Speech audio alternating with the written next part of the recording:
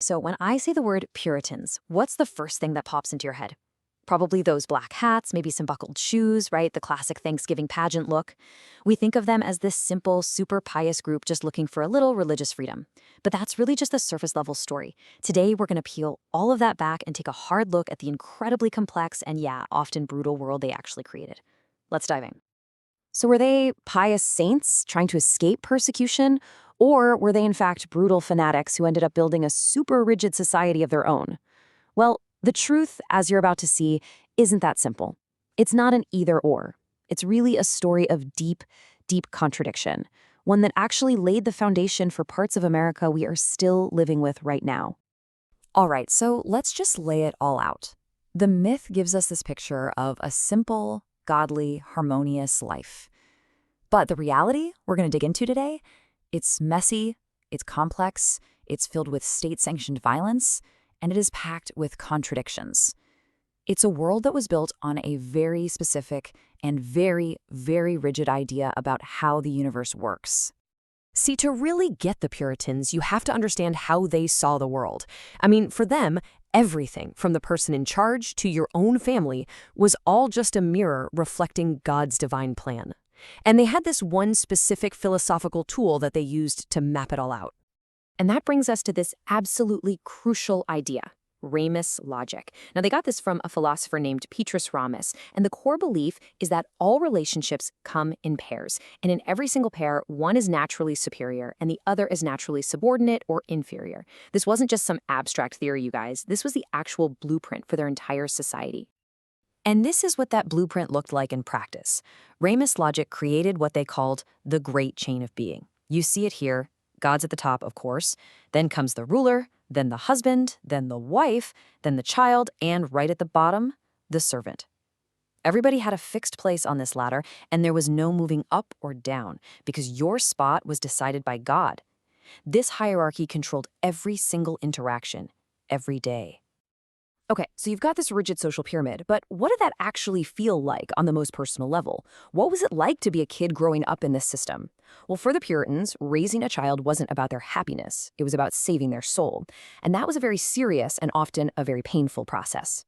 And by the way, if you're finding this look into history insightful, go ahead and give this video a like. It really helps the channel grow. This quote from the hugely influential preacher Cotton Mather, man, it just says it all.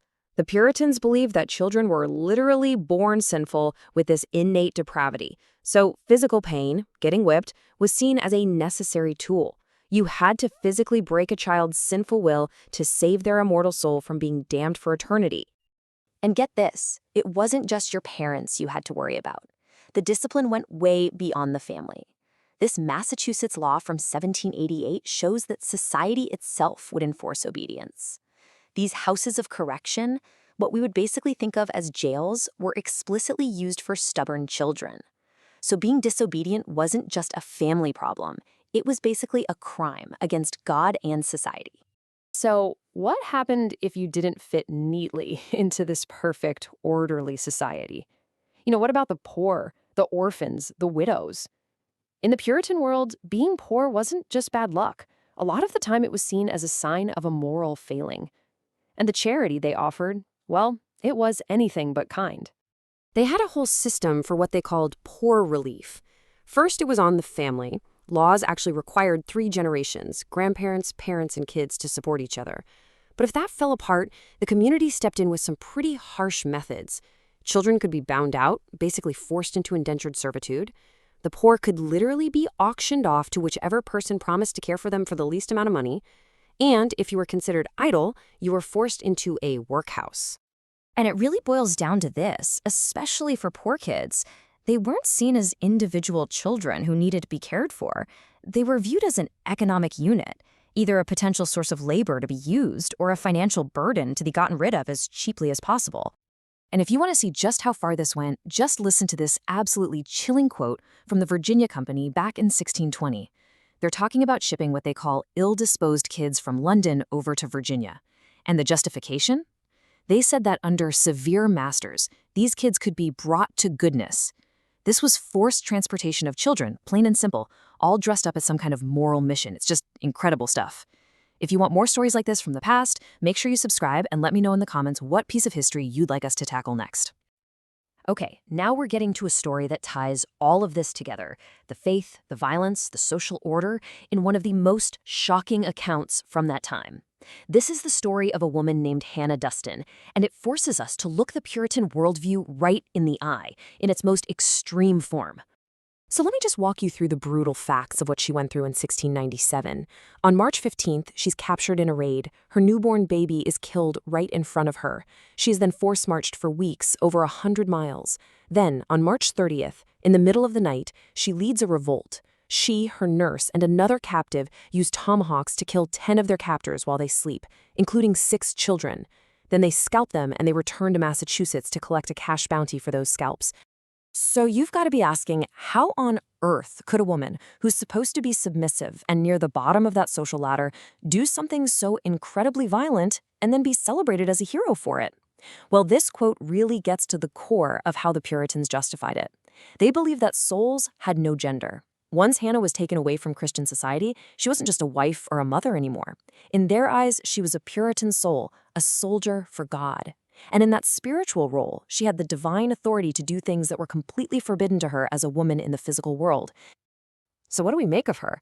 Is she a heroic survivor, or is she a brutal murderer? The Puritans, especially Cotton Mather, who made her famous, had no doubt. She was a heroine, an instrument of God's justice. Her story just rips the lid off the moral universe of the Puritans, a universe that, to us, can feel deeply foreign and really, really unsettling. We bring you these complex moments from history every week.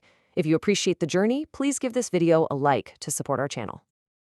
Now, it's really tempting to just file all this away as crazy old-timey stuff, right? But the thing is, the world the Puritans built, it didn't just vanish. Its echoes, both the good and the bad, are actually embedded in the foundations of American culture today. Let's look at 2 huge legacies. First, on the positive side, public education. This law from 1647, the Old Deluder Satan Act, required towns to build schools. Now, the goal wasn't to create good citizens. It was so people could learn to read the Bible for themselves and not get tricked by Satan. But that religious mission became a cornerstone of public schools in America. Then, on the other hand, you have the work ethic. The Puritans believed work was a holy calling, and that idea, as the sociologist Max Weber later argued, helped fuel the spirit of capitalism, this culture where endless hard work and making money became moral virtues. And this quote from Weber just hits the nail on the head. He's pointing out that for most of us, the original religious reason for working so hard has faded away, but the cultural pressure is still there. The pressure to be productive, to measure our worth by our work, that is a direct inheritance from the Puritans. We're still operating in the machine that they built. And you just can't overstate how deeply this programming ran. Think about this. A typical Puritan woman would have listened to something like 7,000 sermons in her lifetime. 7,000. Can you imagine that level of constant theological instruction shaping every single thought you have about the world? And that brings us back to the big question, doesn't it? After seeing their rigid social orders, their harsh views on the poor, and their really complicated views on violence and faith, you have to ask, how much of that Puritan world, the good, the bad, and the seriously contradictory, is still with us, hiding just under the surface of our modern lives? If you enjoyed this journey through history, give this video a like. It really helps the channel grow. Subscribe for more incredible stories from the past, and comment below what moment in history you'd like us to explore next.